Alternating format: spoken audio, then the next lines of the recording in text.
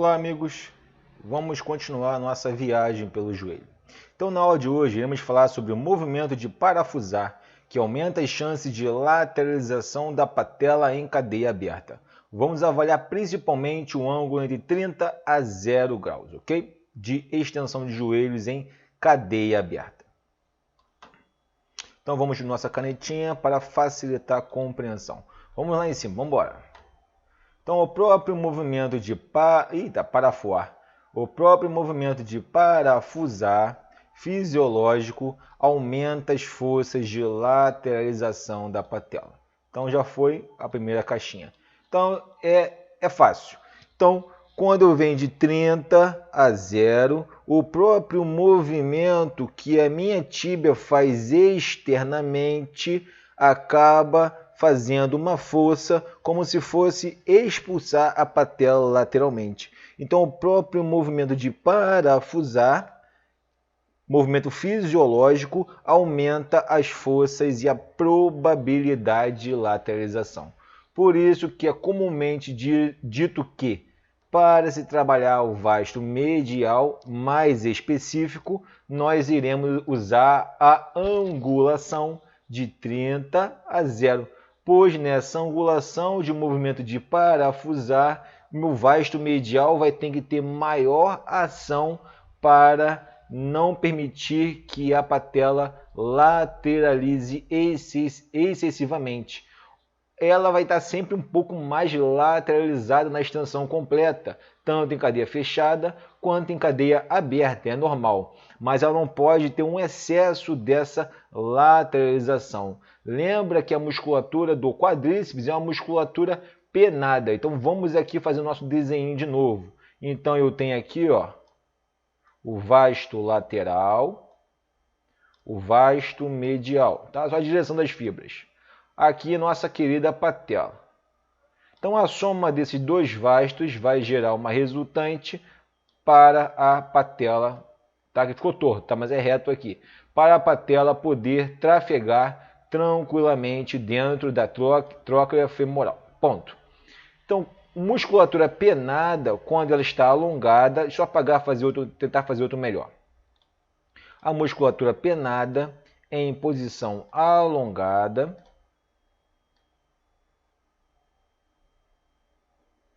pronto, agora ficou melhor. Fiz um conezinho. Ela consegue... Olha o vetor vai ficar maior, tá vendo? Pum. Ela consegue produzir maior força. Ponto.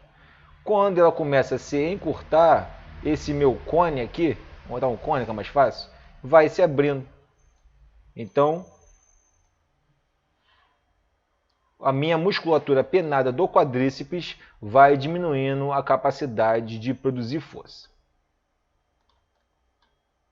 Então, quando esse movimento de parafusar ocorre, agora eu vou fazer só o vetor de cada um independente, tá?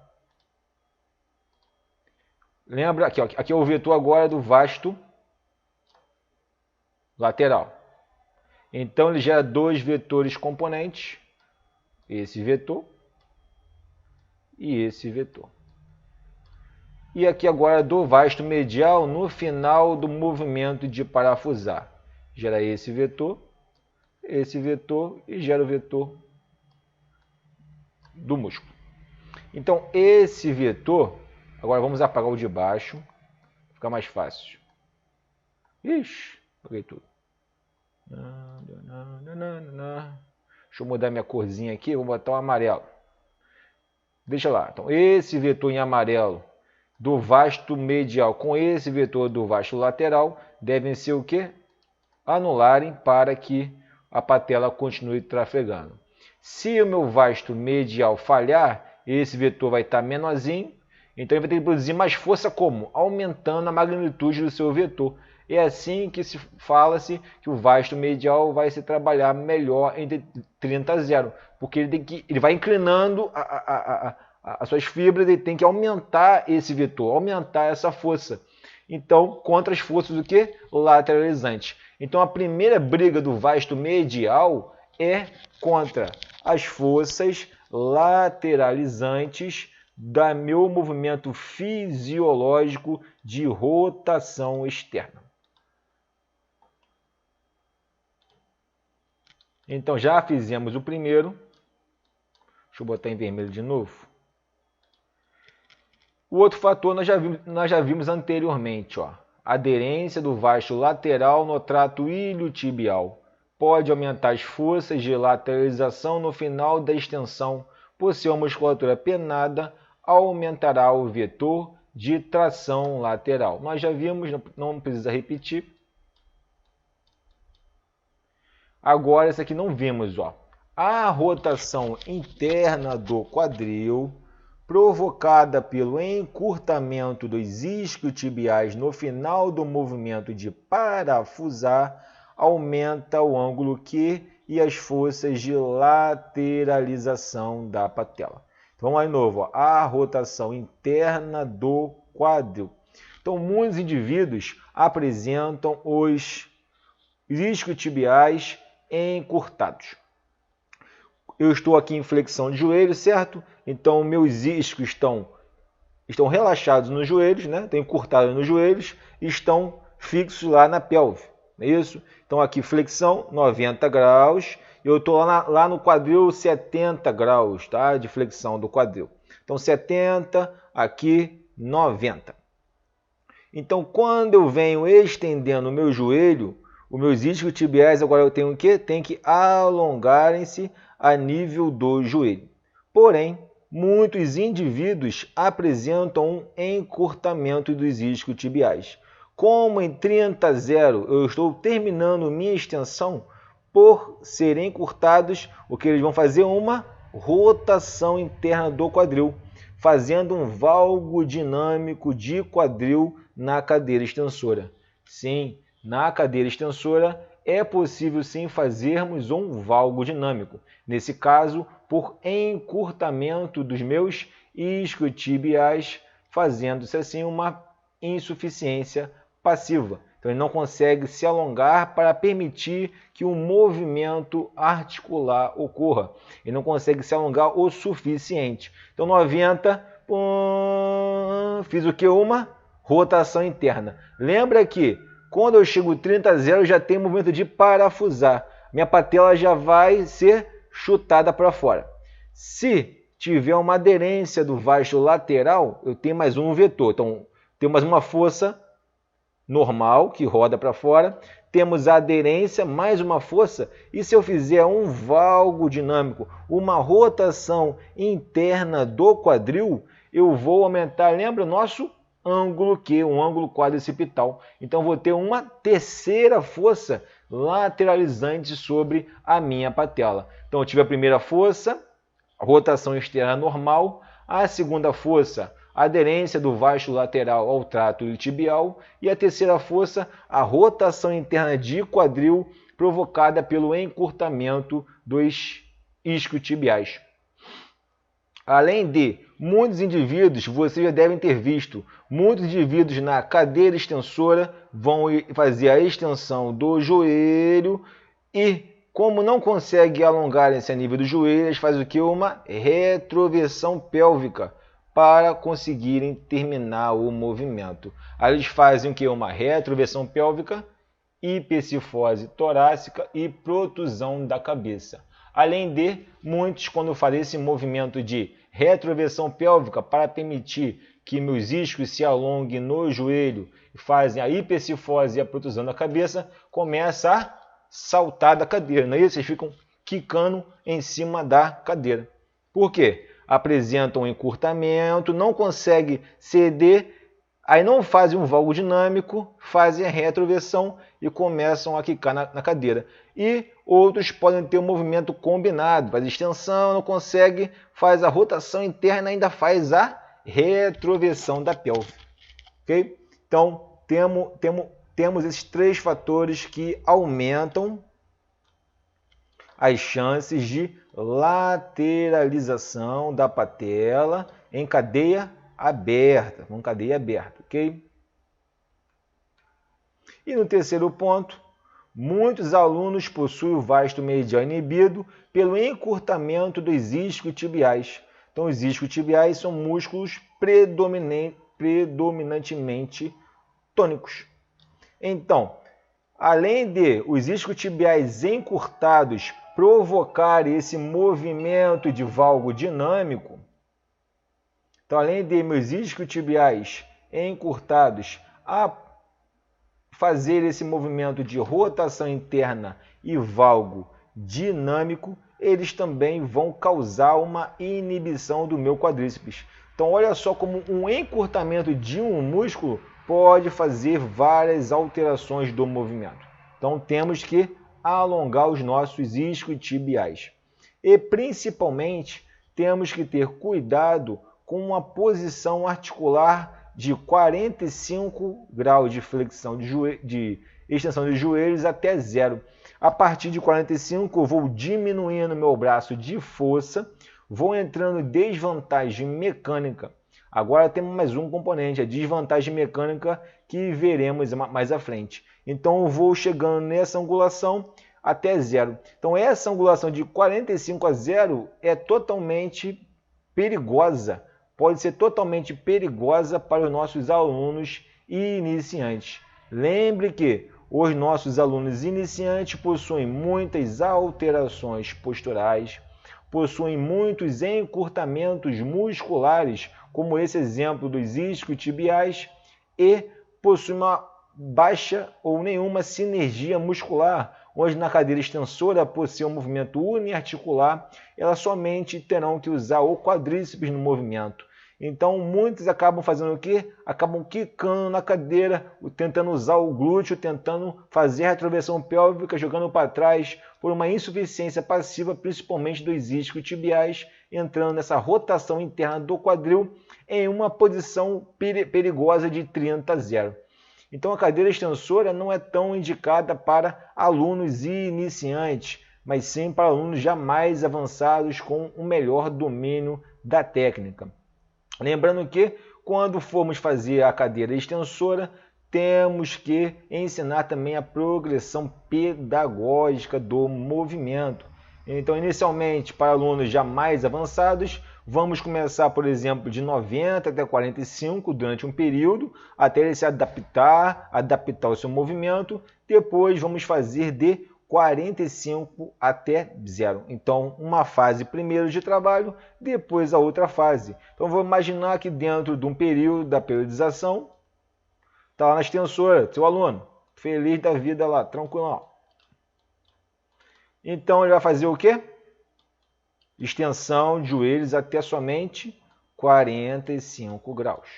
Então, ele vai fazer 90 até 45.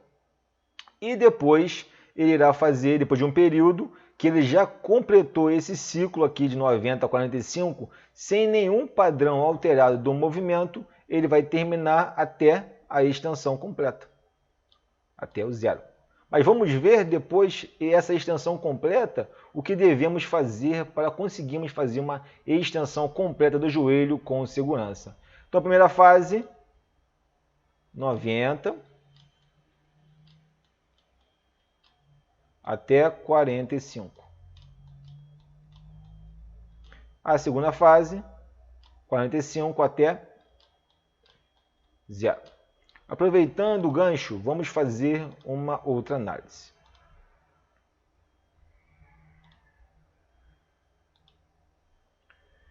Então, eu posso fazer a extensora com três angulações diferenciadas dentro da extensora. Então, eu posso fazer 90, 90, tá sentado aqui, tá? Lembrando que o ângulo de quadril vai ser medido a partir da pelve, tá? Não vai ser um ângulo medido aqui, ó. Então, eu vou medir aqui. Daqui, eu vou abrindo, ó. Então, aqui eu abri, tá? Então, eu fiz aqui. Então, aqui eu fiz o quê? 90, 90. Deixa eu só corrigir lá de novo, vou apagar ali, vai ficar melhor. Apagar esse e apagar esse. Muito bem. Apaga esse. Então, na cadeira extensora 90, 90, nosso aluno. Eu tenho outro ângulo. Deixa eu tentar inclinar um pouquinho aqui. Aqui. Não sou bom em desenho, mas estamos tentando aí. Então, aqui eu tenho agora em torno de 70. e 90. Observe que mudou a angulação. Aqui eu vou tentar fazer assim. Eu tenho aqui, aqui e aqui. Aí, garoto. Agora ficou bom, hein? Sorrisinho dele, tranquilo. Esse tá mais triste. Esse aqui tá zangado. Beleza. Vamos lá, vamos analisar em torno da insuficiência ativa e a minha insuficiência passiva. Então aqui eu tenho 70, 90. Aqui eu tenho 90, 90. E aqui eu tenho 70. Tá a mesma coisa aqui, tá 70 também. Eu só mudei o joelho. Eu fiz 100. Olha aqui, ele quer cheirar muito o quadríceps. 120 de joelho. Agora a pergunta: em qual angulação você iniciaria o treino do seu aluno? Lembra que eu já dei a dica anteriormente, tá? Então, mas qual você escolheria se não tivesse dado a dica? Que eu estou dividindo aqui, tá? Vamos pensar um pouquinho. Beleza. Vamos lá. No primeiro caso, vamos pensar na musculatura biarticular. Tá? Biarticular, nós temos o reto femoral e os isquiotibiais. Então, o reto femoral na pelve e os isquiotibiais, né, nos isquios e na tíbia. Então, o reto femoral na pelve e no joelho e os isquios na pelve e na tíbia. Então, ambos estão no joelho e na pelve. Ponto. Então, eu divido 90. 90 está encurtado no quadril, isso? E alongado no joelho. O reto femoral, um ponto aqui, um ponto aqui. E os isquiotibiais estão mais alongados no quadril, que eu estou mais em pezinho, está mais alongado no quadril, e mais encurtado no joelho.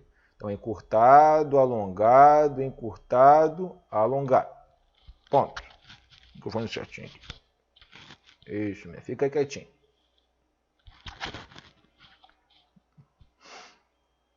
A nível, esse aqui agora, ele está alongado. Aqui ele fez uma leve extensão, então está mais relaxado aqui, ó, a nível da pelve, encurtado e alongado. Nesse também está mais relaxadinho aqui, alongado e alongado. Bom, vamos para o primeiro caso. Então, no primeiro caso, temos o quê? Ele está mais tenso, fica em pezinho só, está mais tenso a nível da pelve e ele vai começar a estender o joelho. Deixa eu só apagar o 90.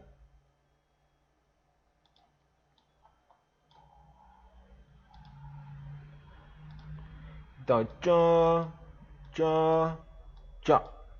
Então, nesse caso aqui, se ele não tiver uma boa relação força-comprimento dos isquiotibiais, a tendência é entrar em insuficiência passiva, pois ele já está mais alongado na pelve, não é isso? E tem que se alongar no joelho.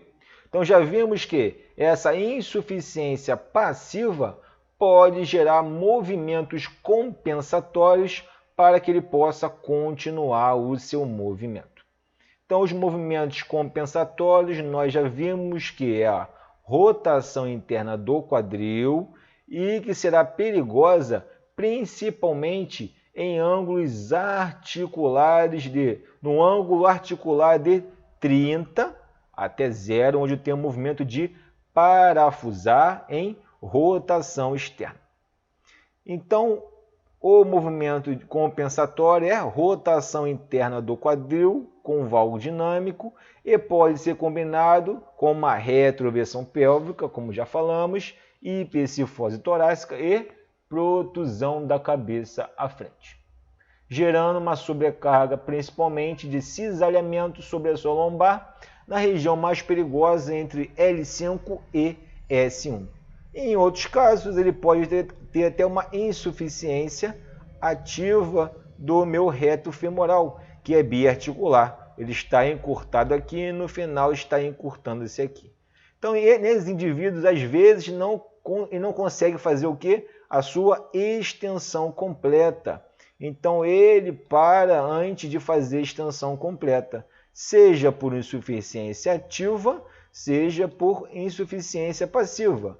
Mas geralmente, na maior parte dos casos, é uma insuficiência passiva. Então ele não chega até aqui, ó, ele para antes. Ele começa a compensar, roda internamente, faz a reta, ele começa o quê? A quicar na cadeira, tuc, tuc, tuc, tuc, quicando na cadeira, como é muito comum nas academias. Então o ângulo de 90 a 90 não é mais indicado, tá? Principalmente para iniciantes que têm esses encurtamentos, essas disfunções musculares e essas alterações na sua postura. Vamos apagar. Esse não quero trabalhar agora. Mas não está errado. 90 não está errado, tá? 90 estou falando só sobre iniciantes. Temos outros fatores que não vem agora ao caso falarmos. Esse aqui, isso. Muito bem. Agora esse indivíduo aqui fez 70, não é isso? E 90 joelho. Vamos à análise dele. Então ele relaxou o reto femoral a nível de quadril, deu uma relaxadinha, porque ó, ele flexiona o quadril, ele encurta, não é isso? Para trás ele está alongando o seu reto femoral. A nível do joelho ele está alongado, então alongado aqui, alongado aqui. Então vamos pensar, como o meu reto femoral ele é biarticular, e ele é uma musculatura penada, quando eu alongo ele, ó, flexão, extensão, alonguei ele a nível do quadril e alonguei a nível do joelho. Como eu alongo ele a nível de quadril e joelho, eu melhoro a relação força-comprimento. Então ele começa a ficar o quê? Mais fechadinho. Então ele consegue aumentar a sua capacidade de produção de força. Devemos lembrar que a musculatura penada consegue executar mais força quando está alongada 20 a 30% da sua posição de repouso. Então essa posição de 70, lembra que é do tronco, ó. Tô 0, imagina você deitado, deitou, fez 0, 45, 70. Se eu chegar aqui é 90. Então 90 e vou descendo até 70, ok? Então 70 graus de tronco, de flexão do quadril, tá? Melhoramos a relação força-comprimento para o nosso reto femoral.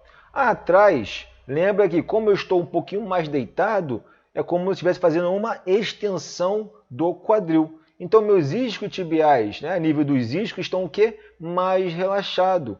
Logo, eles vão permitir uma melhor extensão do joelho. Então 90, 70. Vamos botar que ele teria o quê? Mais 20 graus de angulação. Então ele teria mais 20 graus de um músculo cedendo para ele fazer um movimento. Porque eu botei 70 no 90. Se bota 90 no 90 está 0, 0. Aí o músculo tem que estar na sua melhor relação força-comprimento.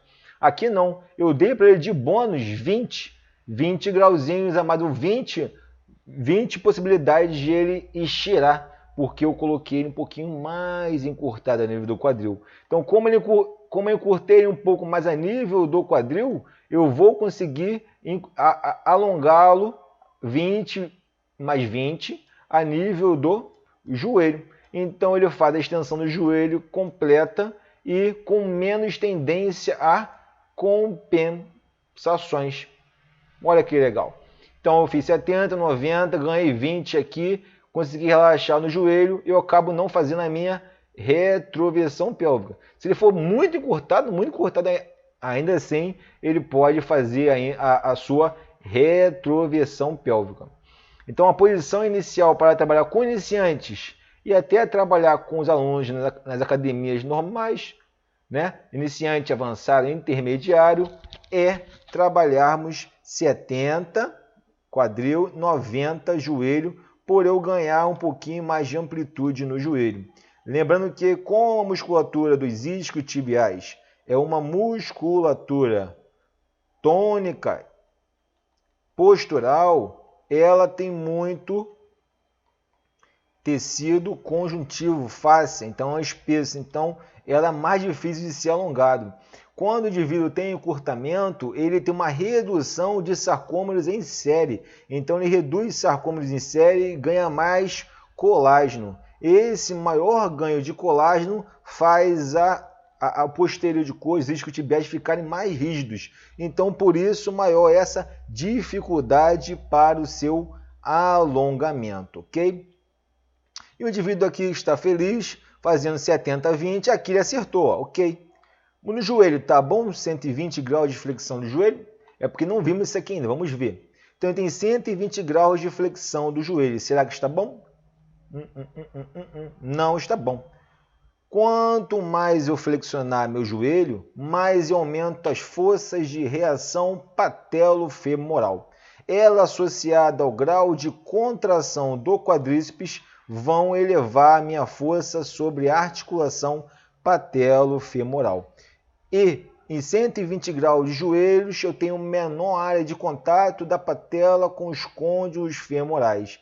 Essa menor área da patela com os côndilos femorais pode elevar a pressão na minha cartilagem, trazendo a minha dor no joelho. Lembra que a pressão, aqui é a cartilagem, então está de frente, tá?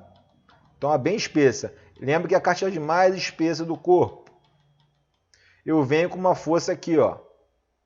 Se essa força não for dissipada aqui, ela vai passar e chegar onde? No meu osso subcondral e vai causar a minha dor no joelho. Então, se o seu aluno apresenta dor no joelho após executar um exercício e depois essa dor passar, é sinal que você excedeu a força sobre área, aumentando a pressão, trazendo a dor. Cometeu algum erro na prescrição do exercício e esse aluno saiu com dor. Aquela dor passou após o exercício, então foi algo errado no exercício. Nenhuma dor é normal. Ah, normal essa dor. Não. Qualquer dor articular está acusando de alguma coisa. Então aqui eu tenho 3 fatores para encerrarmos. Eu tenho, primeiro fator, o ângulo de flexão de joelho, que aumenta a força de reação patelo-femoral. Eu tenho a força do quadríceps, tá só um quezinho aqui, tá? Do quadríceps. Quanto mais eu acelerar o meu quadríceps, quanto maior a força de quadríceps, maior será a força resultante na minha articulação. E no terceiro ponto, eu tenho menor área, vou botar só área aqui, área de contato entre a patela nos côndilos femorais. Então, pela maior força de reação, pela aceleração do quadríceps, pela menor área, eu aumento a minha pressão na cartilagem, ok? Então, tá bom por aqui. Então, ficamos por aqui. Continuamos na próxima aula. Um grande abraço, obrigado pela atenção.